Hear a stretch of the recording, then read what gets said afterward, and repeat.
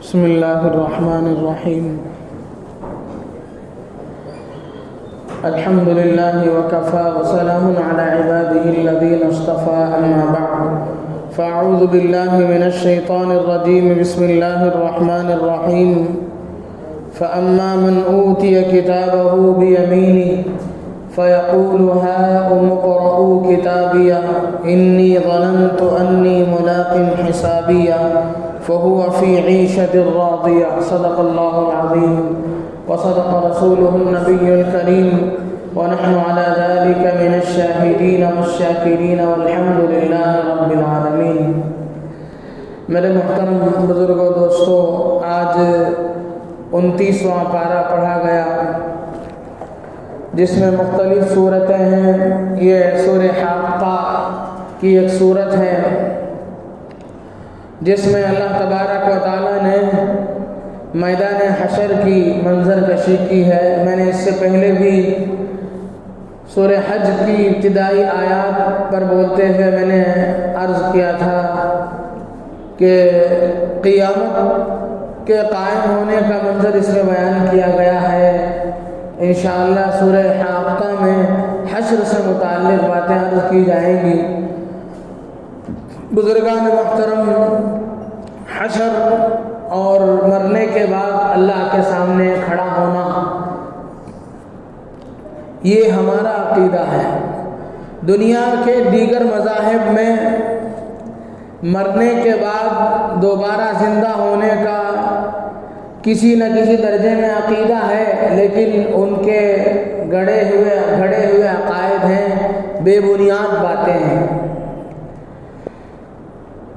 ان میں بعض لوگوں کا کہنا ہے کہ جو اچھا کام کرے گا وہ سرگ میں جائے گا، جنت میں جائے گا، اور جو غلط کام کرے گا وہ نرک میں جائے گا، جہنم میں جائے گا. بس کیا ہوگا، کیسے سوال جواب ہوں گے، کیسے جزا و سزا کی کیا کیفیت ہوگی، کوئی تفصیل ان کے پاس نہیں.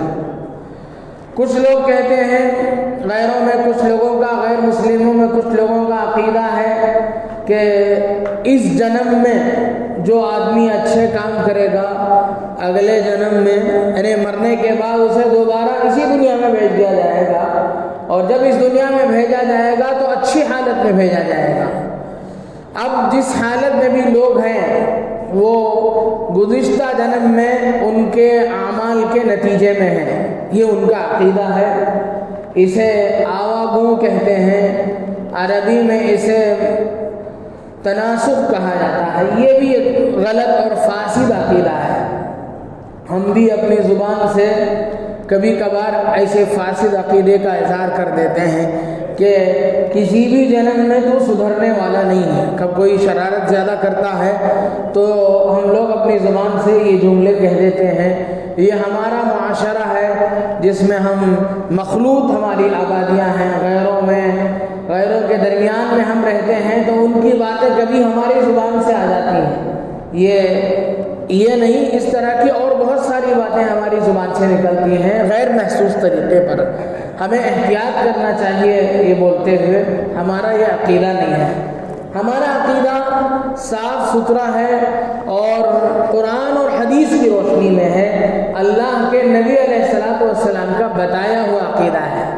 قرآن کریم کہتا ہے کہ وَنُفِخَ فِي الصُّورِ فَإِذَا هُم مِّنَ الْأَجْدَاثِ إِلَىٰ رَبِّهِمْ يَنسِلُونَ.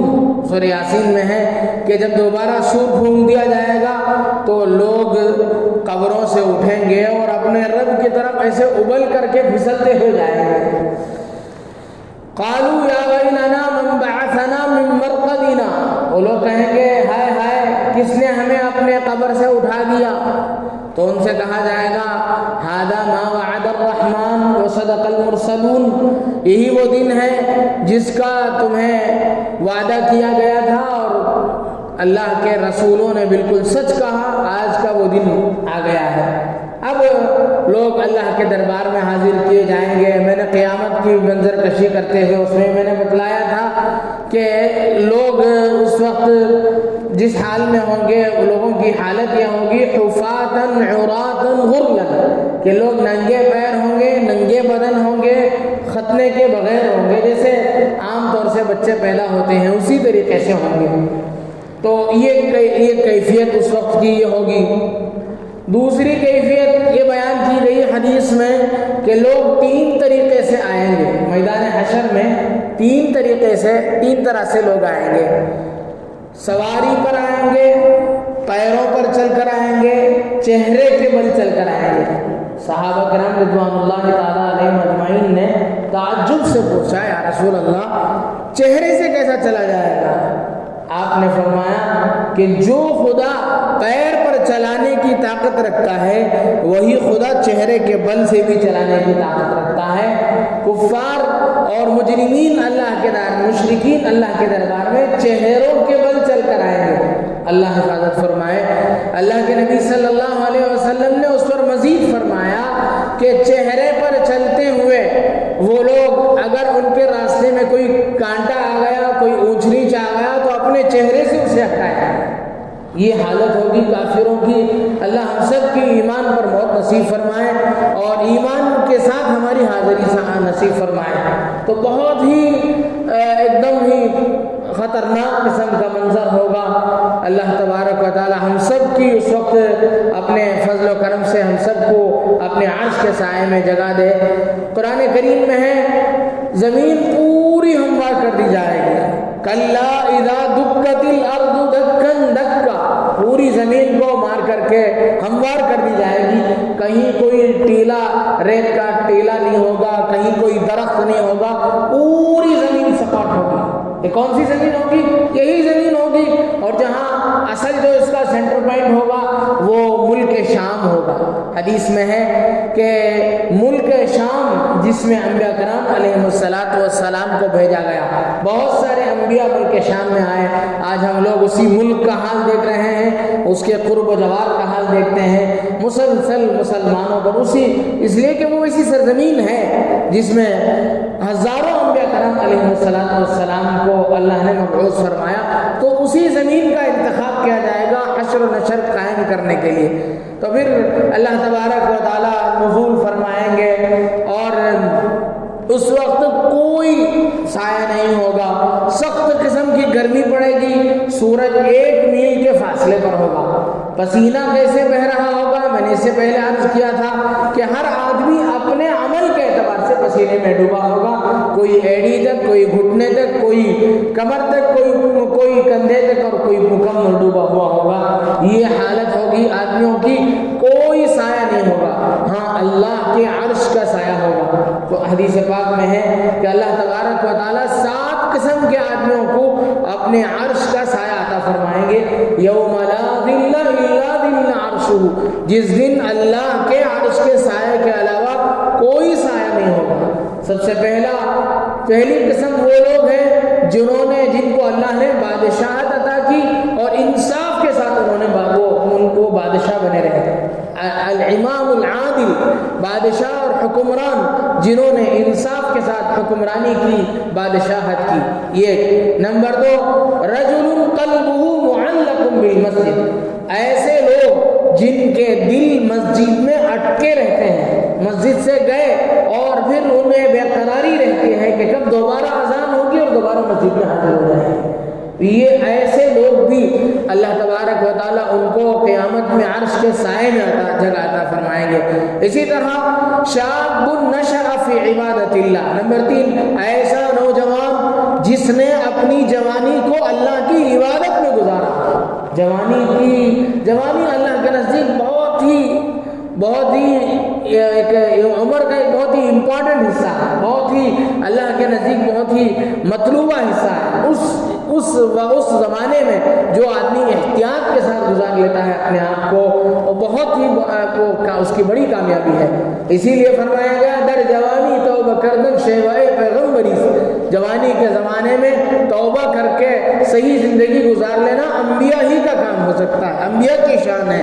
وقت پیری گرگ ظالم میں شبت پر رہزگار، اور بڑھاپے میں خونخوار بھیڑیا بھی توبہ اللہ کر لیتی ہے۔ تو جوانی جس نے شاب نشأ فی عبادت اللہ، ایسا نوجوان جس نے اپنی جوانی کو اللہ کی عبادت میں گزارا ہو۔ 3 پہلا منصف حکمران، نمبر 2 ایسا آدمی جس کا دل مسجد میں اٹکا ہوا ہو، نمبر 3 ایسا نوجوان جس کی جوانی اللہ کی عبادت میں گزری ہو، نمبر 4 رجلان تحابا فی اللہ اجتمعا علیہ وتفرقا علیہ، ایسے 2 آدمی جو صرف اللہ کے لیے ملتے ہوں، اللہ کے لیے جدا ہوتے ہوں۔ جیسے ہم لوگ اس وقت ہیں اللہ کی نسبت پر، اللہ کی آواز پر ہم یہاں جمع ہوئے، اللہ کی نسبت پر ہم یہاں سے جدا ہو جائیں گے۔ اس طرح کی کوئی بھی ملاقات ہماری دین کی بنیاد پر ہو تو ایسے لوگوں کو اللہ تبارک و تعالیٰ عرش کے سائے میں جگہ عطا کریں گے۔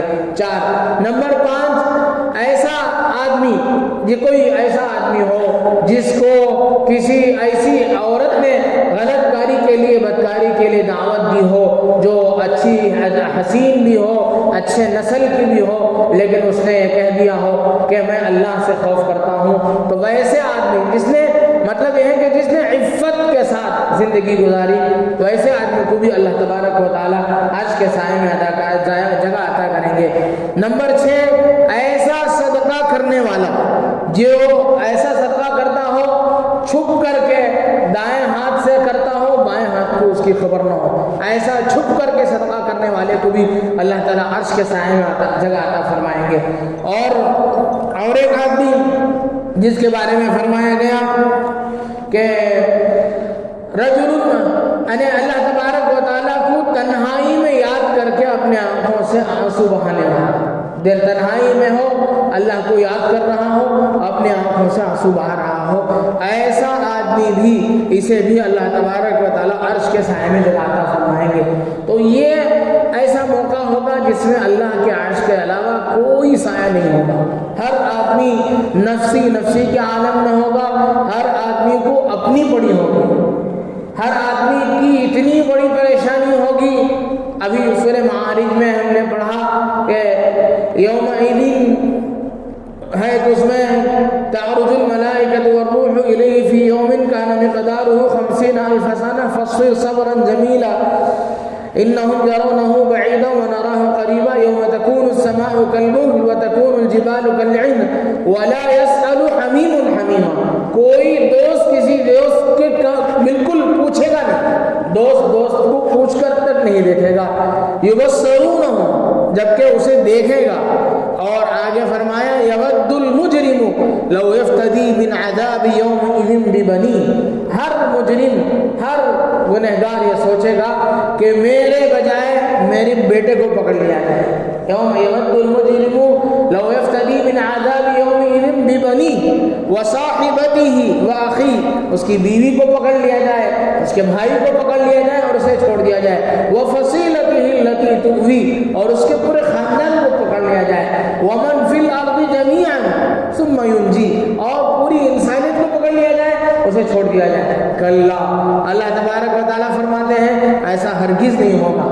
دوسری جگہ اللہ تبارک و تعالیٰ نے فرمایا وَلَا تَزِرُ وَازِرَةٌ وِزْرَ أُخْرَى، ایک کے گناہ کو دوسرا نہیں ڈھوئے گا قیامت میں، ہر آدمی کو اپنے گناہ کا جواب دینا پڑے گا۔ یوم یفر المرء من اخیہ، ہر آدمی اپنے بھائی سے باہر بھاگے گا، وَأُمِّهِ وَأَبِيهِ، اپنے ماں سے، اپنے باپ سے، وَصَاحِبَتِهِ وَأَخِيهِ، یعنی اپنے بہن سے، اپنے بھائی سے، ہر آدمی، لِكُلِّ امْرِئٍ مِّنْهُمْ يَوْمَئِذٍ شَأْنٌ يُغْنِيهِ، ہر آدمی کی ایسی کیفیت ہوگی کہ وہ کیفیت دوسرے سے اسے بے نیاز کر دے گی، ہر آدمی کو اپنی پڑی ہوگی، ایسا نفسی کا عالم ہوگا۔ صرف عام انسانوں کا یہ عالم نہیں بلکہ انبیاء بھی پریشان ہوں گے، انبیاء بھی پریشان ہوں گے، لوگ ایسے ہی پریشانی کے عالم میں ہوں گے۔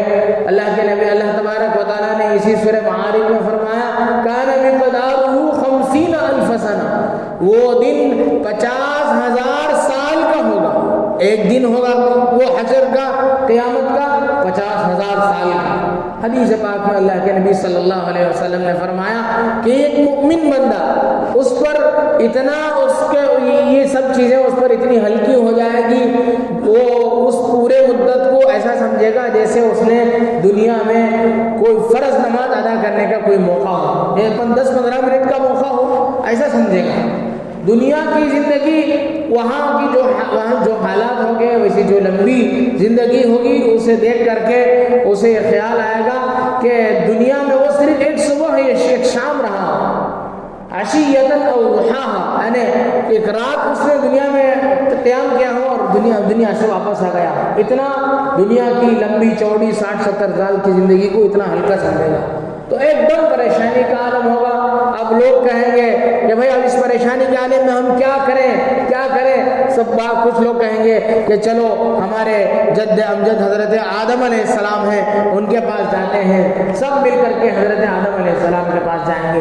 حضرت آدم علیہ السلام کہیں گے کہ میرا رب اس وقت غصے میں ہے، میں نے اس سے پہلے نہ ایسا غصے میں اپنے رب کو دیکھا نہ بعد میں دیکھ پاؤں گا، اس لیے میری کچھ مجبوریاں ہیں جس کی وجہ سے میں اپنے رب کے سامنے نہیں جا سکتا، اور کہہ دیں گے یقول آدم نفسی نفسی، حضرت آدم کہہ دیں گے میں اپنے آپ کو بچا لوں، یہ میرے لیے بہت ہے۔ اس کے بعد حضرت نوح علیہ السلام کے پاس آئیں گے لوگ، اس لیے کہ اس کے بعد جو دنیا بنی تھی اس میں حضرت نوح ہی سب سے بڑے سربراہ تھے، تو حضرت نوح علیہ السلام کے پاس جائیں گے۔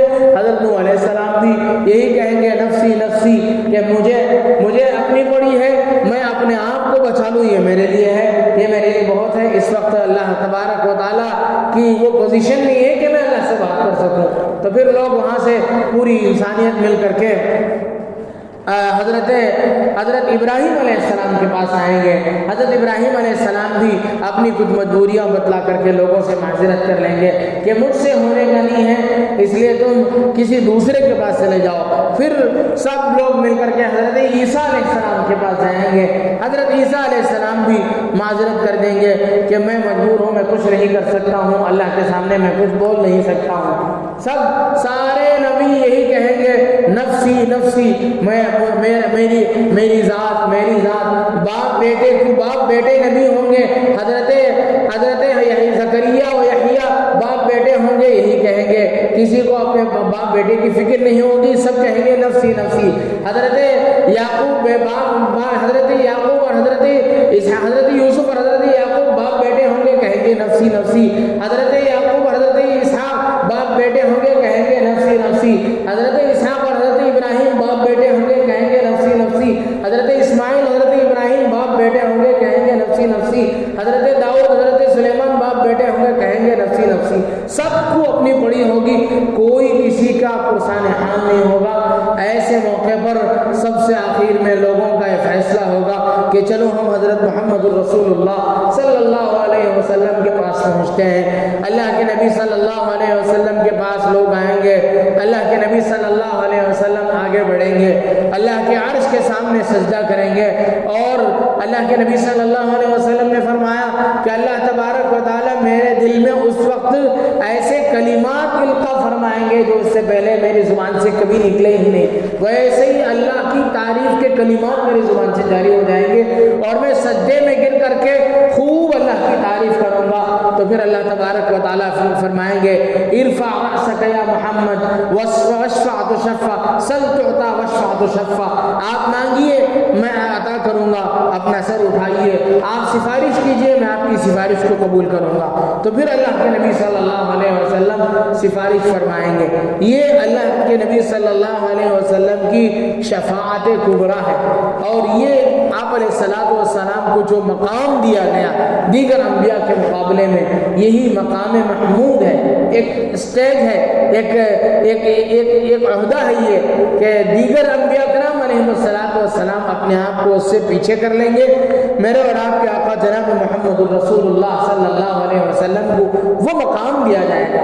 اب دوسرے لوگوں کی مختلف لوگوں کی مختلف حالتیں ہوں گی کہ جو آدمی بھیک مانگتا ہے، لوگوں سے سوال کرتا ہے، وہ اس حال میں آئے گا کہ اس کے چہرے میں گوشت نہیں ہوگا۔ جو آدمی غدر کرتا ہے، دھوکہ دیتا ہے، وعدہ خلافی کرتا ہے، اس کے پاخانے کے مقام میں جھنڈا ہوگا، اسی حال میں وہ آئے گا۔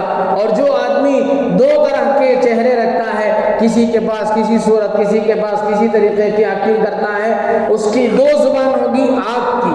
اور اسی طرح جو آدمی قرآن کو پڑھ کر کے بھول گیا ہو، قرآن کا مطلب یہ نہیں ہے کہ مکمل قرآن کا حافظ ہو سے بھول گیا ہو، نہیں، قرآن کے کسی بھی حصے کو، قرآن کی کوئی بھی صورت کو یاد کر کے بھول گیا ہو۔ ہم میں سے ہر ایک اس میں آ سکتے ہیں، صرف حافظ قرآن کے لیے یہ سزا نہیں ہے کہ قرآن کا کوئی بھی حصہ پڑھ کر کے بھول گیا ہو، وہ اس حال میں آئے گا کہ اس کو جزامی ہوگا، اس کے ہاتھ کٹے ہوئے ہوں گے، یعنی کوڑ کی وجہ سے اس کی انگلیاں کھا گئی ہوں گی، اس حال میں وہ اللہ کے دربار میں آئے گا۔ اس طریقے کی اور بہت سارے لوگوں کے اچھے حالات بھی ہوں گے۔ قرآن کریم میں ہے وجوہ یومئذ مسفرہ ضاحکۃ مستبشرہ، بہت سے چہرے روشن ہوں گے، ہنستے ہوں گے، مسکراتے ہوں گے، خوش ہوں گے۔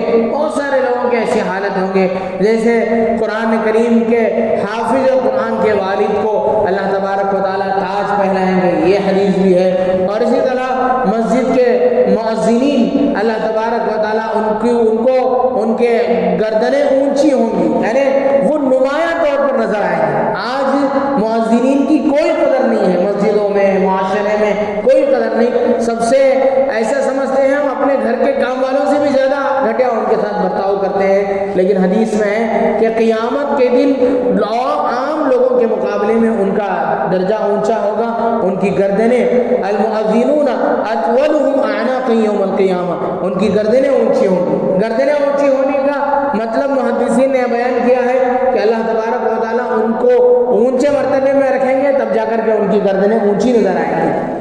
تو اس طریقے کی بہت ساری کیفیتیں ہوں گی، اور پھر اللہ تبارک و تعالیٰ حساب کتاب شروع فرمائیں گے۔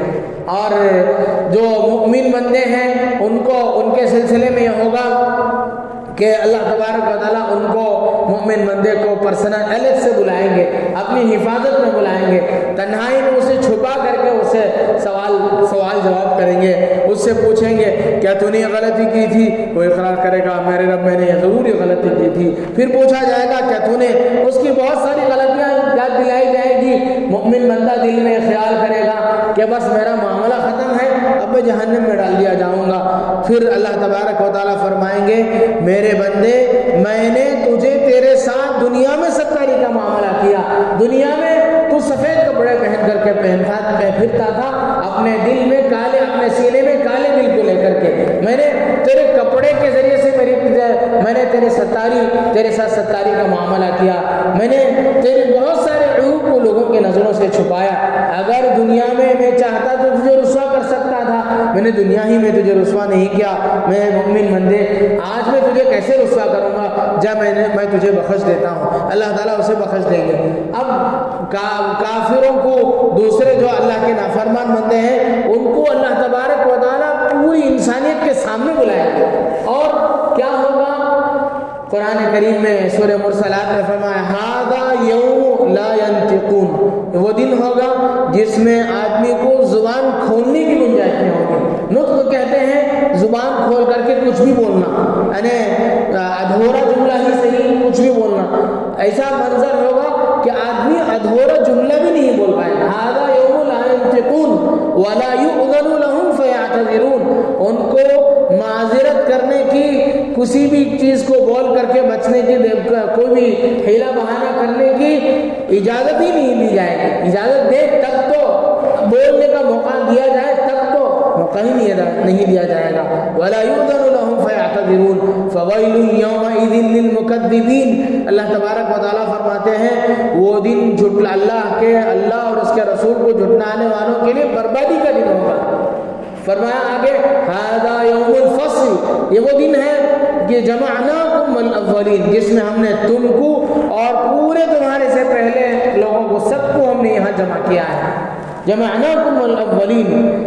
اور یہ وہ دن ہوگا جسے یوم الدین کہا جاتا ہے، مالک یوم الدین۔ ہم لوگ قرآن کریم میں سورہ فاتحہ میں پڑھتے ہیں، ہر نماز میں پڑھتے ہیں، غور کرنے کی ضرورت ہے۔ جزا کے دن کا مالک اللہ تبارک و تعالیٰ، وہ جزا کا دن ہوگا، وہ دار الجزا ہوگا، اس میں اللہ تبارک و تعالیٰ ایک دوسرے کے ساتھ بدلہ دلائیں گے۔ اب سوال پیدا ہوتا ہے کہ ہمارے ہاتھ میں کچھ ہوگا ہی نہیں، اللہ تعالیٰ بدلہ کس چیز کا دلائیں گے؟ نیکیاں چلیں گی، نیکیوں کی کرنسیاں چلیں گی، بس وہی چیز ہے، سب کو اسی کی پریشانی ہوگی۔ ایک نیکی پر فیصلے ہو جائیں گے جنت و جہنم کے، ایک نیکی کو لوگ ترس جائیں گے کہ وہ ایک نیکی مل جائے مجھے اپنی کوئی ایک نیکی دے دے، میں اپنی جان بچا لوں، کوئی ایک نیکی دینے کے لیے تیار نہیں ہوگا۔ ایسے موقع پر نیکیاں کام آئیں گی، ایسے موقع پر اس آدمی کا بہت برا حال ہوگا جسے حدیث پاک میں مفلس کہا گیا۔ حدیث پاک میں اللہ کے نبی صلی اللہ علیہ وسلم نے ایک حدیث میں سوال فرمایا آپ نے، اتدرون من المفلس، کیا تم جانتے ہو مفلس کون ہے؟ سب صحابہ نے کہا اللہ و رسول عالم، اللہ اور اس کے رسول بہتر جانتے ہیں۔ ہم لوگ تو مفلس اسے کہتے ہیں من لا درہم لہ ولا مال، جس کے پاس کوئی درہم نہ ہو، جس کے پاس کوئی مال نہ ہو، ہم لوگ اسے بھکاری اور مفلس اور غریب سمجھتے ہیں، نادار سمجھتے ہیں، ہماری نظروں میں تو یہی ہے۔ تو اللہ کے نبی صلی اللہ علیہ وسلم نے فرمایا نہیں، مفلس وہ نہیں ہے، بلکہ مفلس وہ ہے کہ قیامت کے دن یأتی یوم القیامت یأتی بصلاۃ وزکاۃ وصیام، روزہ، نماز، زکوٰۃ اور بہت ساری نیکیوں کے ساتھ اللہ کے دربار میں حاضر ہوگا۔ وَيَأْتِي قَدْ شَتَمَ هَذَا وَقَذَفَ هَذَا وَسَفَكَ دَمَ هَذَا وَضَرَبَ هَذَا، یعنی مطلب یہ ہے کہ کسی کو گالی دی ہوگی، کسی کو برا بھلا کہا ہوگا، کسی پر جھوٹا الزام لگایا ہوگا، کسی کا ناحق خون کیا ہوگا، کسی کے مال کو کھایا ہوگا، وَأَكَلَ مَالَ هَذَا۔ اللہ تبارک و تعالیٰ کیا کریں گے ایسے موقع پر کہ اس کی نیکیاں لے کر کے دوسروں کو دیں گے۔ اس کی نیکیاں اس کے سارے حقوق والے کھڑے ہو جائیں گے، اس کی نیکیاں لے کر کے اللہ تبارک و تعالیٰ دوسروں کو دیں گے۔ اور پھر آگے فرمایا فَإِن فَنِيَتْ حَسَنَاتُ، اگر اس کی ساری نیکیاں ختم ہو گئی تو پھر اللہ تبارک و تعالیٰ کہتے ہیں، اللہ کے نبی صلی اللہ علیہ وسلم نے فرمایا اُخِذَ مِنْ سَيِّئَاتِهِمْ وَطُرِحَ عَلَيْهِ، دوسروں کے گناہوں کو لیا جائے گا، اس پر ڈالا جائے گا۔ اور جب اس کی ساری نیکیاں ختم ہو جائیں اور اوپر سے دوسروں کے گناہ بھی اس پر آ جائیں تو ثُمَّ طُرِحَ فِي النَّارِ، نتیجتاً یہ ہوگا کہ جہنم میں ڈال دیا جائے گا۔ اللہ کے نبی صلی اللہ علیہ وسلم نے فرمایا کہ یہ آدمی مفلس ہے قیامت کے حساب سے، کہ جو اتنے سارے نیکیاں کر کے آنے کے باوجود خالی ہاتھ ہو جائے گا، اوپر سے گناہوں کا بوجھ لے کر کے جائے گا۔ تو یہ قیامت کا ایک مختصر سا خاکہ ہے۔ اس کے بعد اللہ تبارک و تعالیٰ نام اعمال کا مسئلہ ہے، اسی اصل سورہ حاقہ میں وہی چیز بیان کی گئی ہے۔ فَأَمَّا مَنْ أُوتِيَ كِتَابَهُ بِيَمِينِهِ فَيَقُولُ هَاؤُمُ اقْرَءُوا كِتَابِيَهْ، جس کے ہاتھ میں اللہ تبارک و تعالیٰ سیدھے ہاتھ میں نام اعمال دیں گے، وہ کہے گا آؤ میرے اس نام اعمال کو پڑھ کر دیکھو۔ اور پھر اس کی حالت بیان کی فَهُوَ فِي عِيشَةٍ رَاضِيَةٍ، اچھی زندگی اسے دی جائے گی، فِي جَنَّةٍ عَالِيَةٍ، اونچے باغات میں ہوگا، قُطُوفُهَا دَانِيَةٌ، جس کے خوشے نیچے جھکے ہوئے ہوں گے ایک دم۔ اللہ تبارک و تعالیٰ فرمائیں گے کُلُوا وَاشْرَبُوا هَنِيئًا بِمَا أَسْلَفْتُمْ فِي الْأَيَّامِ الْخَالِيَةِ، تم نے فرصت کے ایام میں جو نیکیاں کر کے بھیجے اس کے بدلے میں آج رشتہ پشتہ کھاؤ، یعنی خوب جم کر کے کھاؤ، خوشی سے رہو یہاں۔ اور وَأَمَّا مَنْ أُوتِيَ كِتَابَهُ بِشِمَالِهِ، جس کے ہاتھ میں اللہ تبارک و تعالیٰ بائیں ہاتھ میں نام اعمال دے دیں گے، بس اس کا حال بہت ہی برا ہوگا۔ وَأَمَّا مَنْ أُوتِيَ كِتَابَهُ بِشِمَالِهِ فَيَقُولُ يَا لَيْتَنِي لَمْ أُوتَ كِتَابِيَهْ، وہ کہے گا کاش میرے ہاتھ میں مجھے نام اعمال دیا ہی نہیں جاتا، وَلَمْ أَدْرِ مَا حِسَابِيَهْ، مجھے معلوم ہی نہ ہوتا میرے حساب کے کتاب کیا ہے۔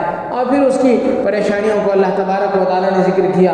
اور قیامت کے دن جب اللہ تبارک و تعالیٰ نام اعمال دیں گے تو اسے دیکھ کر کے بندہ مومن کہے گا مَا لِهَذَا الْكِتَابِ، کیا ہوا اس کتاب کو، لَا يُغَادِرُ صَغِيرَةً وَلَا كَبِيرَةً إِلَّا أَحْصَاهَا وَوَجَدُوا مَا عَمِلُوا حَاضِرًا وَلَا يَظْلِمُ رَبُّكَ أَحَدًا، یعنی ساری چیزیں اس میں درج ہوں گی، چھوٹی بڑی ساری چیزیں اس میں درج ہوں گی۔ تو یہ قیامت کا حشر کے یہ مناظر ہے۔ اس کے بعد اللہ تبارک و تعالیٰ سب سے پہلے حساب جو شروع کریں گے، جانوروں کا معاملہ آپس میں طے کیا جائے گا، جو دیگر انسانوں کے علاوہ جو دوسرے جانور وغیرہ ہیں ان سے بھی حساب و کتاب لیا جائے گا۔ بے سینگ والی بکری کو سینگ والی بکری نے اگر مار دیا ہو تو اسے بھی حاضر کر کے اس کا بدلہ دلایا جائے گا۔ اور پھر سارے کے سارے جو جتنے جانور ہیں سب کو اللہ تبارک و تعالیٰ مٹی کر دیں گے، سب ختم ہو جائیں گے۔ اب ان کے بعد ان کا کوئی جزا، ان کے لیے کوئی جنت جہنم کا فیصلہ نہیں، وہ مٹی ہو جائیں گے۔ جب یہ مٹی ہو جائیں گے تو کافر اپنی زبان سے کہیں گے، یقول الکافر یا لیت میں بھی مٹی ہو جاتا ان جیسے، میرا بھی کوئی آئندہ کوئی مسئلہ نہیں ہوتا۔ تو پھر اس کے بعد اللہ کے نبی صلی اللہ علیہ وسلم حوض کوثر پر آب کوثر پلائیں گے، اس کے بعد لوگ اس میں پل صراط پر سے گزریں گے، پھر جنت اور جہنم کا فیصلہ ہوگا۔ تو یہ حشر کا میدان ہے۔ اللہ کے نبی صلی اللہ علیہ وسلم اس کے سلسلے میں بہت دعائیں کرتے تھے۔ ہم سب کو ان سب چیزوں کو ذہن میں رکھتے ہوئے ہمیں اپنی زندگیوں کو گزارنے کی ضرورت ہے، اور وہ منظر ہمارے سامنے ہمیشہ رہنا چاہیے۔ قرآن کریم میں فرمایا وَأَمَّا مَنْ خَافَ مَقَامَ رَبِّهِ وَنَهَى النَّفْسَ عَنِ الْهَوَىٰ فَإِنَّ الْجَنَّةَ هِيَ الْمَأْوَىٰ۔ جو آدمی اللہ کے سامنے کھڑے ہونے کا یقین رکھ کر کے اسے اس دن کا خوف کرے گا اور اپنے نفس کو غلط کاموں سے روک لے گا، اس کے لیے جنت کا فیصلہ ہے۔ تو ہمیں ان سب چیزوں کا اپنے اندر خوف پیدا کر کے جنت کا ہمیں مستحق بننا چاہیے۔ اللہ تبارک و تعالیٰ سے دعا ہے کہ اللہ تبارک و تعالیٰ اس دن کی ہولناکی سے ہم سب کی حفاظت فرمائے، اور ہم سب کو نام اعمال سیدھے ہاتھ میں دیے جانے کی توفیق نصیب فرمائے، اور بغیر حساب کتاب کے اللہ تعالیٰ جنت میں ہمارا داخلہ نصیب فرمائے۔ حدیث میں فرمایا جس کا حساب شروع ہو جائے گا بس اسے عذاب دیا جانا طے ہے۔ اس لیے ہم لوگوں کو دعا کرنی چاہیے اللہ بغیر حساب کتاب کے ہماری جنت میں داخلہ نصیب فرما۔ تو اللہ تبارک و تعالی ہمیں بغیر حساب کتاب کی جنت میں داخلہ نصیب فرمائے۔ آمین۔ وآخر دعوانا الحمد للہ رب العالمین۔